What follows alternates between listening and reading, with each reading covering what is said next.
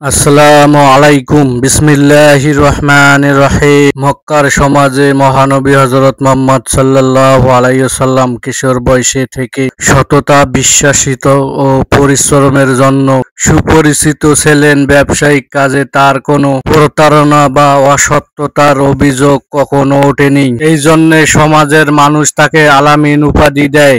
এক সময়ের ধনী ও সৎ নারী খাদিজা রাদিয়াল্লাহু আনহা তার ব্যবসায়িক কাফেলা পরিচালনার দায়িত্ব দেন নবী হযরত মুহাম্মদ সাল্লাল্লাহু আলাইহি ওয়াসাল্লামকে। নবীজি খাদিজা রাদিয়াল্লাহু আনহুর প্রাণ নিয়ে সিরিয়ার উদ্দেশ্যে যাত্রা করেন এবং অসাধারণ দক্ষতা, সততা ও সফলতার সাথে সে বাণিজ্য সম্পন্ন করেন। তার সততার সাক্ষ্য দেন সহযাত্রী ও কর্মচারীরা। খাদিজা রাদিয়াল্লাহু আনহু এই অসাধারণ চরিত্র ও বিশ্বস্ততা দেখে গভীরভাবে মুগ্ধ হন। তিনি বুঝতে পারেন মহানবী হযরত মুহাম্মদ সাল্লাল্লাহু আলাইহি ওয়াসাল্লাম শুধু একজন সফল ব্যবসায়িক নন, বরং আদর্শ ও ন্যায়নীতিকের শ্রেষ্ঠ মানুষ।